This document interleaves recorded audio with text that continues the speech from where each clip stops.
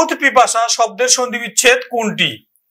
ক্ষুধা যোগ পিপাসা, খুদ তয় হস যোগ পিপাসা, না খুদ দয় হস যোগ পিপাসা, নাকি খুদ ধয় হস যোগ পিপাসা?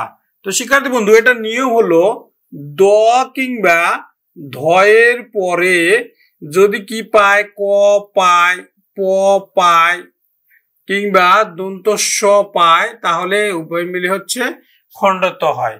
যেমন খুদ কাতর, খুদ কাতর, তার মানে কি কাতরটা হয়েছে কি জন্য?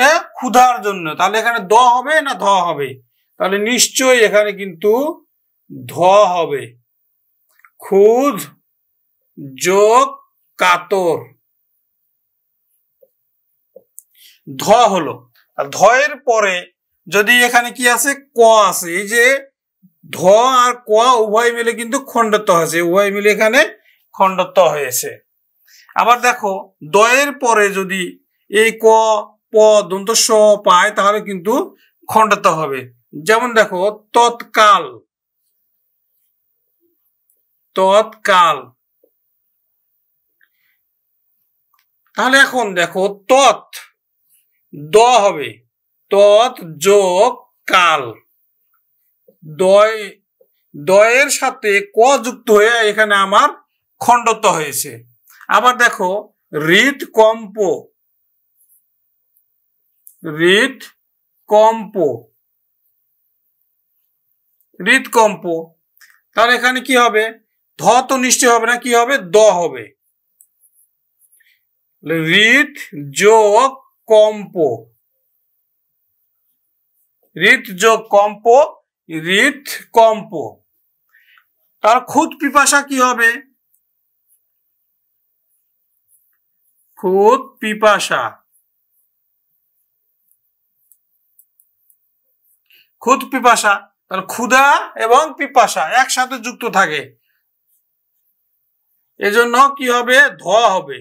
খুদ যোগ পিপাসা, খুদ যোগ পিপাসা, খুদ পিপাসা।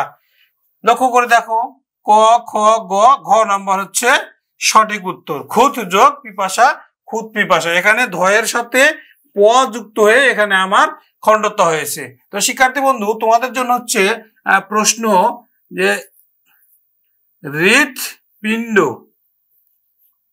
সন্ধি বিচ্ছেদ করে কমেন্টসে জানাবে হৃৎপিণ্ডের সন্ধি বিচ্ছেদ কি হবে। চাকরি পরীক্ষায় আসা প্রশ্ন যে ষড়ঋতু শব্দের সন্ধি বিচ্ছেদ কোনটি? ষড়যোগ ঋতু, সরুযোগ ঋতু, ষড়যোগ ঋতু আর ষড়যোগ ঋতু। তাহলে কোনটি হবে সঠিক উত্তর? তো শিক্ষার্থী বন্ধু, আমরা উদাহরণে যাই। যেমন দেখো সরভুজ। তো আমরা এটা নিয়ম কি জানি, যদি ড বা ডয় বিন্দু র থাকে তাহলে কিন্তু সেই জায়গায় আমরা কি দেবো? সন্ধি বিচ্ছেদের সময় ট দিব।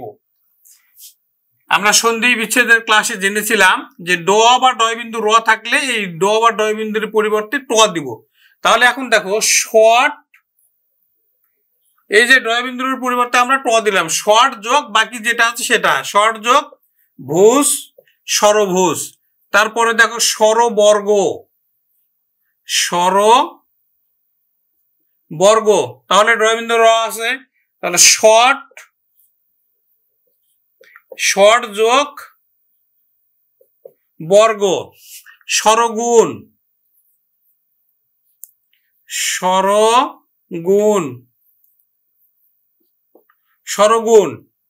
তাহলে যে ডয় বিন্দু র এর পরিবর্তে আমরা কি দিচ্ছি? ট দিচ্ছি। শর্ট যোগ গুণ, সরগুণ। তাহলে ষড়ঋতু কি হবে? ষড়ঋতু। তাহলে এখানেও দেখো কি আছে? ডয় বিন্দু র আছে, পরিবর্তন করে আমরা কি দিব?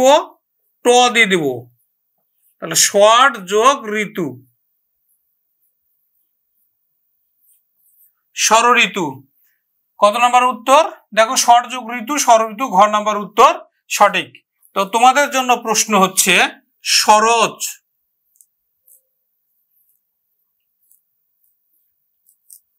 সরজ সরজ সন্ধি বিচ্ছেদ করে কমেন্টসে জানাবে যে সংলাপ শব্দের সন্ধি বিচ্ছেদ কোনটি? সংযোগ লাভ, সংযোগ আলাপ, সম বিসর্গ যোগ লাভ, সমযোগ লাভ।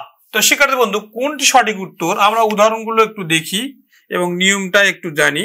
যেমন দেখো সংযুক্ত, সংযুক্ত, এখানে দেখো অনুস্বার আছে। তো শিক্ষার্থী বন্ধু শর্টকাট টেকনিক হলো যখনই অনুস্বার থাকবে তখন আমরা অনুস্বার তুলে দিয়ে সেখানে ম দিব, তাহলে হবে কি সম যোগ বাকি যেটা আছে সেটা যুক্ত। সমযোগ যুক্ত, সংযুক্ত, সংযোজন, সংযোজন, তাহলে অনুস্বার আছে, অনুস্বার তুলে দিয়ে আমরা কি দিব? ম দিব, বাকি যেটা আছে সেটা দিয়ে দেব সংযোগ যোজন। সংযোজন, সংলগ্ন,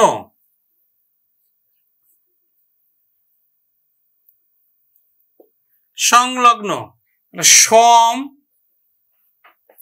যোগ লগ্ন, সংলগ্ন। এখন দেখো সংলাপ কি হবে? সংলাপ, এখানে অনুস্বার আছে, তাহলে অনুস্বার আমরা তুলে দিব সম যোগ লাভ, সংলাপ। তাহলে উত্তর সঠিক কোনটা? ঘ নাম্বার উত্তর সঠিক। শিক্ষার্থী বন্ধু তোমাদের জন্য প্রশ্ন হচ্ছে সংযত। সন্ধি বিচ্ছেদ করে আমাকে কমেন্টসে জানাবে। শিরচ্ছেদ শব্দের সন্ধি বিচ্ছেদ কোনটি? শির যোগ ছেদ, শির বিসর্গ যোগ ছেদ, শিরস যোগ ছেদ, শির যোগ উচ্ছেদ। তো কোনটি হবে শিক্ষার্থী বন্ধু? আমরা একটু উদাহরণ দেখি।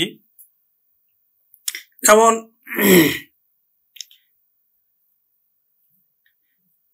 নিশ্ছিদ্র, নিশ্ছিদ্র। তো এই যে তালব্য স আছে, এই তালব্য স এর জন্য আমরা কি দিব? বিসর্গ দিব, এটা বিসর্গ সন্ধি। নি বিসর্গ, তারপরে দেখো যেটা আছে রসইকার, তারপরে স আর দয় রফলা। নিশ যোগ ছিদ্র, নিশ্ছিদ্র। নিশ্চেতন,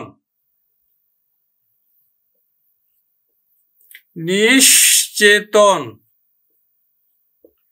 তাহলে দেখো এখানেও তালব্য স আছে, তাহলে নি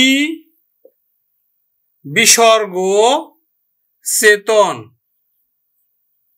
তার মানে তালব্য স এর জন্যই আমরা বিসর্গ দিচ্ছি। তারপরে দেখো নিশ্চুপ,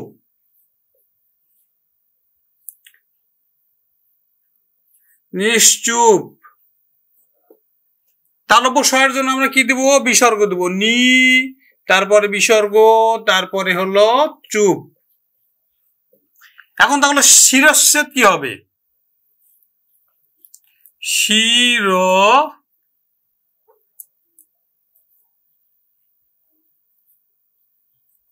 শিরচ্ছেদ।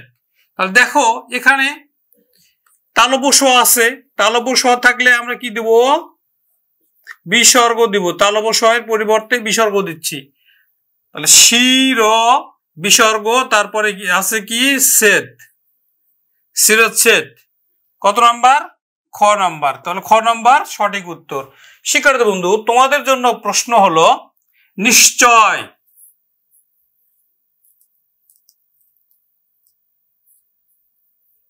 নিশ্চয় সন্ধি বিচ্ছেদ করে কমেন্টসে জানাবে।